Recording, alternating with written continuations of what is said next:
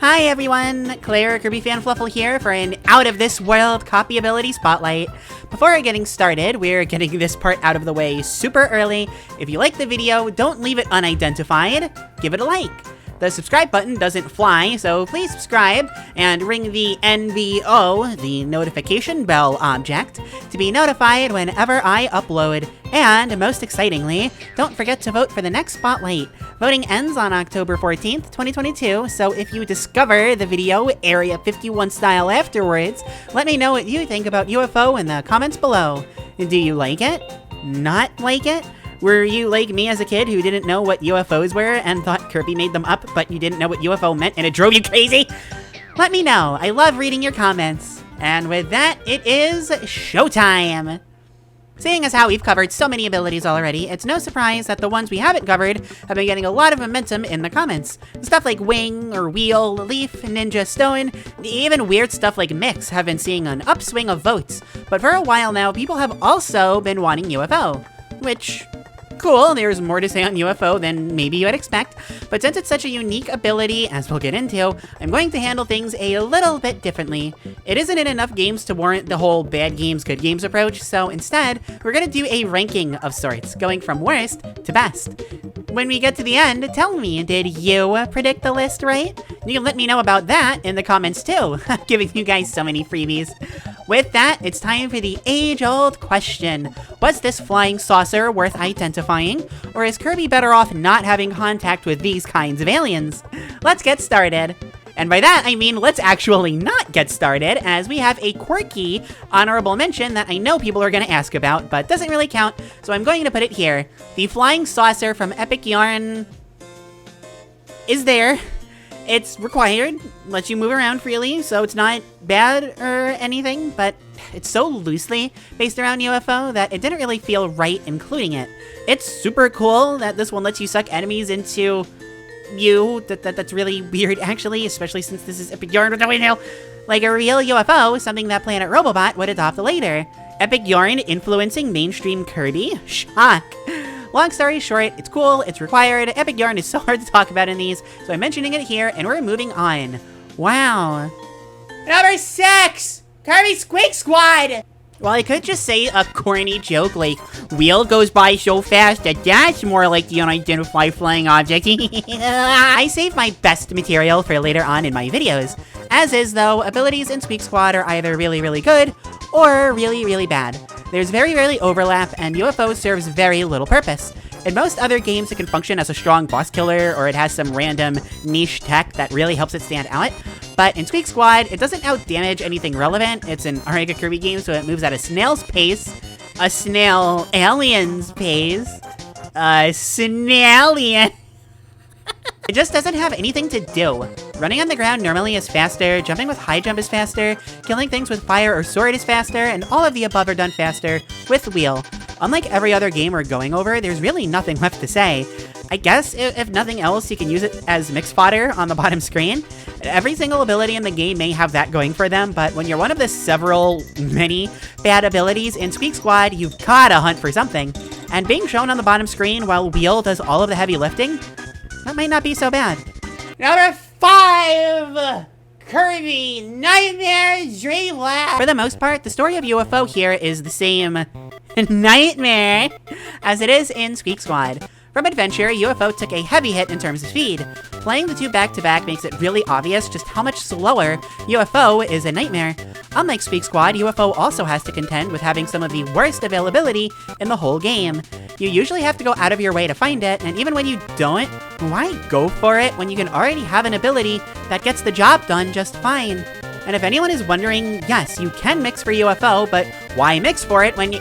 Oh, I just said that. Point proven! Go me!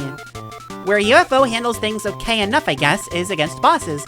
In a regular speedrun, you never go out of your way to get it when better options like sword, hammer, and ball baby memes become dreams exist, but if we turn to the admittedly underdeveloped boss rush, things get a bit better. It'll never be optimal since you're literally given ball baby memes become for free against Paint Roller, but against Mr. Shine and Mr. Bright, you can mix for UFO and use it for the rest of the boss rush from there. It's not great. It still loses to some of the really good boss killers, like High Jump, but looking at it compared to most other abilities, and it can legit impress. It ranks above Squeak Squad because, super dummy good or not, UFO actually can accomplish something here. And because there actually exist abilities that aren't just good or bad in Nightmare, there's actually stuff in the middle, UFO can find itself a spot with the randomly niche abilities that don't actually have anything to do, but hey, if you use it for this one specific thing, it'll impress you enough to stop the seemingly endless flow of tears pouring out due to the pain you feel if one of your favorite copy abilities in the Kirby series of platforming games. They aren't platformers, but mostly they are, but not having anything of value to do, avoid or have you in the coming group.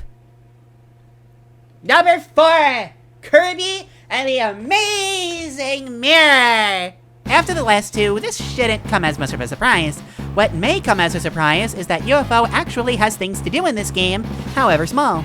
Spotlight veterans may remember from my film director debut, the Fire copy ability Spotlight, that this very specific switch can be pressed using fire, and it saves a decent chunk of time compared to either using sword or doing the puzzle as intended.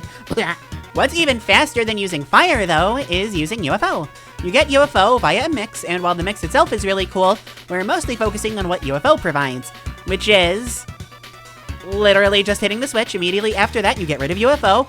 Kinda sad, being honest, but at the very least, this is one of the coolest parts of the run, so it does have that going for it. On the note of previous spotlights, though, you may remember in the Cutter spotlight that, in Squeak Squad, Cutter was one half of the puzzle for beating the final boss.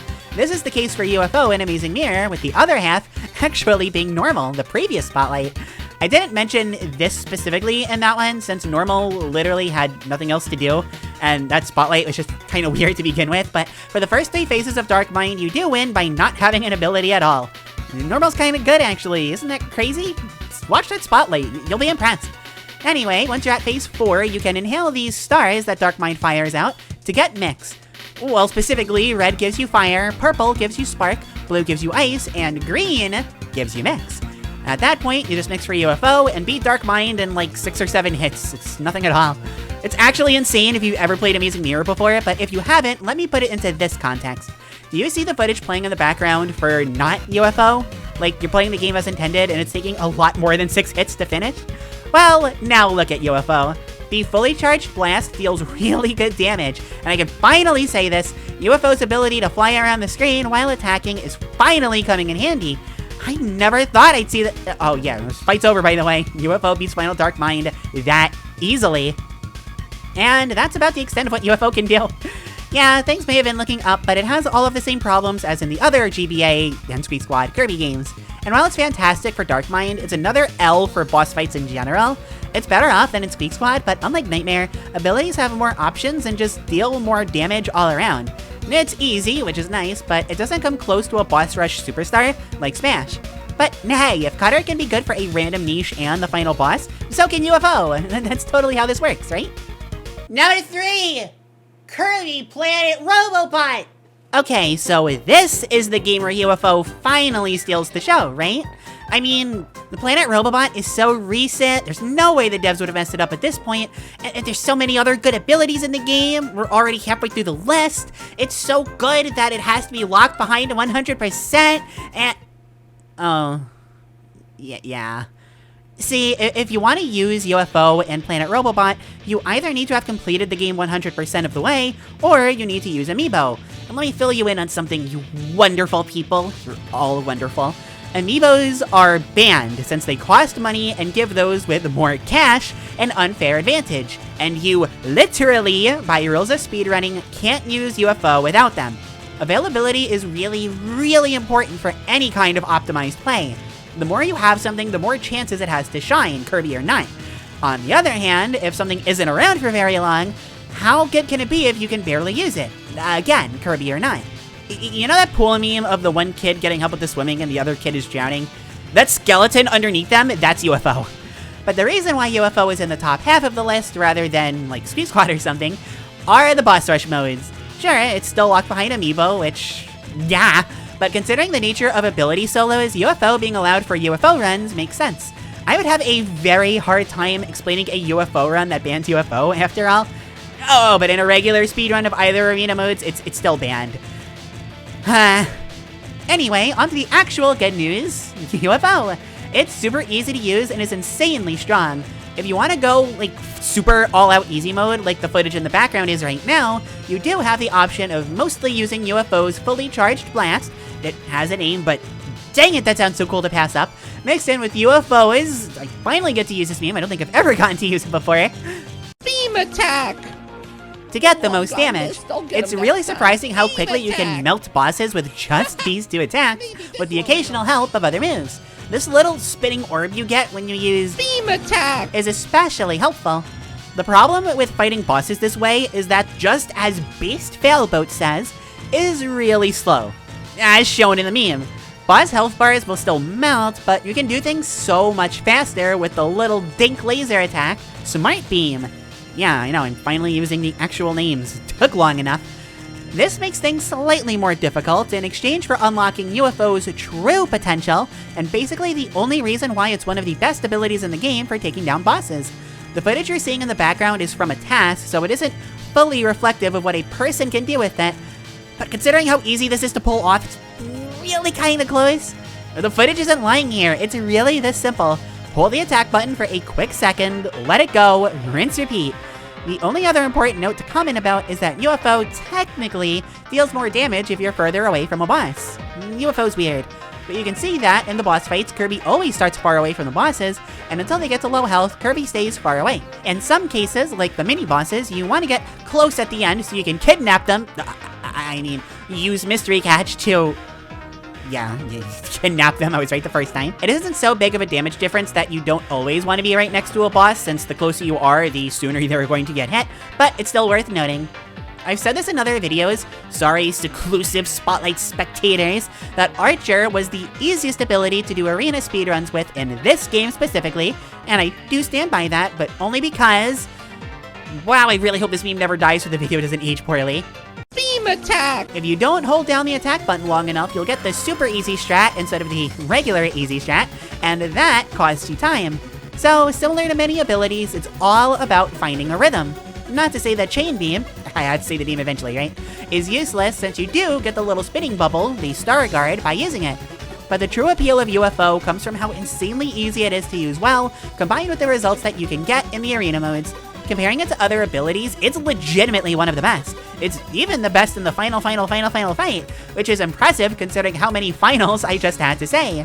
Still, it has to settle with just being great. It isn't a top tier contender or anything. The actual top tiers, like Cutter and Doctor, are just way too strong, and there are abilities even better than those two. Still, it's in the top 10 pretty handily, and that's nothing to sneeze at. Especially in ROBOBOT, this game's true arena is very long, and the games that came after either had things that changed how boss rush modes work immensely, like Star Allies, or simplified things to a point where abilities are a lot more tame, like Forgotten Land. But it's still doo-doo in the regular game. Never forget that spaghetti. Number 2! Kirby's Dream Course Golf! Oh man, it's been such a long time since I've gotten to talk about Dream Course, and what better way to come back to it than to talk about what has to be the best ability in the game, right? UFO and Dream Course, just look at it. You literally get free control to do whatever you want for, frankly, more than enough time.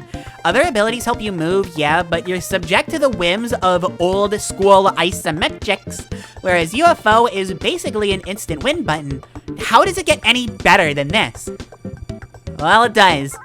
Look, if we're just talking about abilities in a vacuum, Kirby vacuum, then sure, UFO has the most good traits and the least bad traits. Unfortunately, while Dream Course did an amazing job bringing Kirby mechanics into the hypest game of golf ever, it didn't bring the one thing that would have made UFO absolutely absurd, and that's Mix. Now, there's no real way they could bring Mix over, aside from this enemy that kinda acts like Mix, but not only is it near impossible to properly time, it may also be even rarer than UFO, and probably not showing footage of it in the background because it's so rare. So oops. It should be noted that the most common abilities are those that don't necessarily speed you up, like Needle, Stone, Ice, Parasol, etc. For the sake of a speed run, you want abilities that increase your speed. All of the others have their uses to be sure, but you're getting the most use out of Fireball, or Burning if you've played a game after 1995, except for Dream Buffet, Tornado, and of course, UFO. All of these abilities suffer in terms of availability, although UFO is the clear loser and Tornado is the clear winner. Burning is somewhere in between, but moves Kirby much faster than Tornado. I've said in the past that the best ability in this game is either Burning or Tornado, and I'll be honest, I'm still torn. I'm never sure which to pick. I'm thinking Burning right now, but tomorrow I could think Tornado. That said, to get this out of the way now, their availability is why I take them both over UFO. You simply have them around longer for more holes, and it's all too common that you get UFO, get great times for 1 or 2 holes, then have to hit an enemy who gives an ability and loses your UFO for the next time you use it. Even if other abilities have to worry about that, again, they're actually around more often. I've done a lot of trashing on UFO to get my point across, but that's mostly because I kind of already explained this, but whatever. What makes UFO so good is so obvious.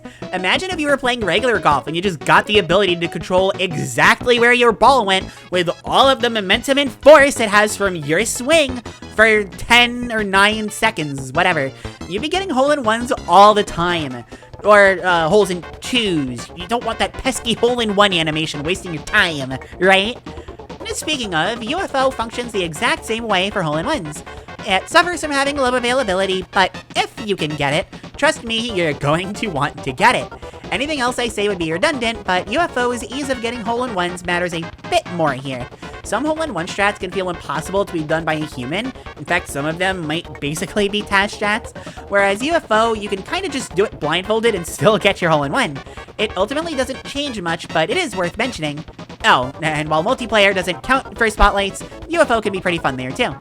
And finally, number 1, should it surprise anybody? Kirby's Adventure. Where do I even start with this one? Okay, I guess as good of a starting point as any is to clear those in the know who don't actually understand why UFO in this game would be better than in, say, Nightmare. That game's a remake of this one and all, so why would it actually be good? Well, for starters, just look at how fast it can move around. If you want an example of normal Kirby speed in this game, well, here you go. UFO is still genuinely much faster. But wait, you cry out, your knowledge of everything I've ever taught you over the years in previous spotlights beginning to shatter into pieces.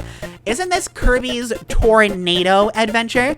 How can UFO be good, especially when, as demonstrated in a spotlight so recent you're still watching it, you lose UFO after every level? That would give it bad availability, right? Okay, this is where things get a bit complicated. You know how Kirby's Adventure is an NES game, right? We all get that? What are NES games known for? Being old? Very good, but let's get more specific. Yes, okay, they're 8-bit, but no, forget the gag. NES games are glitchy. Glitches exist. Kirby's Adventure has glitches. And a major one, if you don't get it now, you'll get it soon, involves dropping their ability on the same frame as Kirby loses his ability. If you've cleared a level already, you can just pause and drop your ability manually and leave the stage, but for speedrun's sake, this also works if you take damage and drop your ability on the same frame. With most abilities, this gives you what the community has deemed Splash Kirby because, well, Kirby splashes, it's really cute, and I really like it, but if you have an ability with a hat, you get to keep that ability. This includes abilities like Parasol, Sword, Hammer, and, yep, UFO. This allows you to take UFO outside of levels you really shouldn't be able to, and means that you don't have to mix for UFO every single time you enter a level. Considering it's already lightning fast, this is a huge boon for it. But, funny enough, this still doesn't give it too much of an edge over Tornado. Yeah, Tornado's pretty good, but what really sets UFO apart is how it absolutely demolishes boss fights. And of course, it beats mini-bosses just fine. Even casually, I'm sure you're bound to fight one of those with UFO eventually. But with this glitch, you really get to see just how insanely overpowered UFO's damage is in this game. No joke, even outside of your standard any % run, if you look up the boss endurance meta for this game, like we did for the ball spotlight, go watch that. Wow, I'm so good at this YouTube thing. You just mix for UFO as soon as you can and keep it until you fight Nightmare, where you're forced to use the Star Rod. Could you imagine how much quicker the Nightmare fights would be if you could just use UFO instead? You're literally in space! Wait a minute, why didn't they do that? This glitch, in tandem with UFO, changed the way the game was played entirely. Overwhelmingly so. The literal only downside is that UFO can't go down ladders, meaning you lose UFO when you come across mandatory ladders. darn things. But it's still as simple as just getting UFO back, either by mix or a regular UFO enemy, and repeating the steps. It's very hard getting multiple frame-perfect inputs down, but the rewards were so overwhelmingly strong for one glitch that, and I'm not kidding you here, a brand new category was made, and any percent became any percent no major glitches. That's right, an ability was effectively banned. The Tornado may have never got the ban hammer, but that's because, as insane as we know Tornado is, it does technically play by the rules, plays fair. UFO glitch just changed way too much. And the kicker, even that couldn't last because that any percent had to become any percent no credits warp. And this time, UFO was not the culprit, but rather, of all things, Stone. Or if you've watched my spotlights in the past, you know it was actually Sleep. Definitely, I'm not meaning here. Because of all the craziness, we have 3 different kind of any percents for Kirby's Adventure.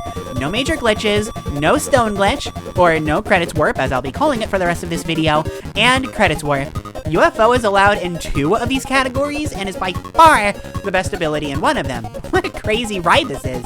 A crazy ride that is in fact still not over, because a recent discovery has actually made UFO even better. I cover the specifics in another video that I made. Hey, go watch it. But to make a long story short, you can get hit on the pause screen, which allows you to move through certain walls. Any ability can benefit from this, of course, but taking UFO's insane movement and making it even better sounds like a joke. This glitch, no surprise, was banned in no major glitches and has no use in credits warp, meaning that UFO is the #1 benefactor of yet another glitch. As if UFO needed anything else to be even better, right? Before we wrap up this spotlight, let's actually take a look at some world records to see how much time UFO saves. Of course, Tornado isn't the only ability that you use in no major glitches, and because of how ladders work, you're forced out of UFO sometimes in no credits warp, but they dominate so much of both runs that it's fair to look at the fastest times for these as a point of comparison. Now then, for no major glitches, the world record is 42 minutes and 44 seconds. And for no credits warp, the world record is 36 minutes and 59 seconds. Yeah, despite everything, it saves just under 6 minutes. Now don't get me wrong, for a speedrun that's a ridiculous amount of time, but with how absurdly good UFO is, you would kind of expect more, right? Admittedly, this is less on UFO and just more on Tornado being absurd, honestly, but that's your proof right there that UFO is, without a doubt, an ability that deserved to be banned, considering its strength mostly comes from a glitch. Oh, and if you were wondering, the current world record for credits warp is 39 seconds. Vote for Stone if you want to know how the heck that's even possible. And with that, the aliens have dropped us back onto Earth and have flown off. Or, in sane terminology, we've talked about UFO in every Kirby game it's been in. So, the question stands, was UFO good? It's kind of hard to say, honestly. It has a real nice split of being bad in 2 games, good in 2 games, and okay in 2 games. It's legit right down the middle, but hard to judge because when it was good, it was insanely good. But when it was bad, it was insanely bad. And for the games where it was only okay, those flip-flop too. One, it has random niches for it, but not much else. And the other, it has a lot of good going for it, but is held back by one main issue, its literal non-availability. So how the heck do we judge it? Well, let's start with the basics. Was it actually good? Yes, that's very hard to deny. Was it great?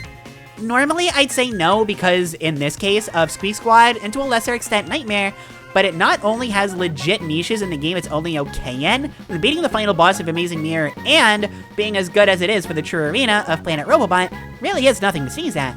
But more importantly, it single-handedly changed Kirby's Adventure speedrunning forever. I think that's worth it being fodder in 1 or 2 games. It isn't amazing, and calling it great may be a stretch, but it's a stretch I'm willing to take. Unorthodox or not, UFO throughout Kirby's history was one great ability.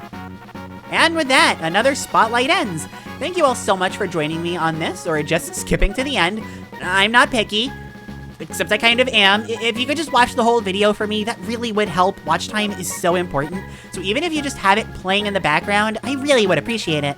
Now don't forget to vote for the next ability I cover, or just tell me what you think about UFO if the deadline is passed. Until I see you all again, I've been Claire. Thank you all for watching, and I will see you around in another video. Bye!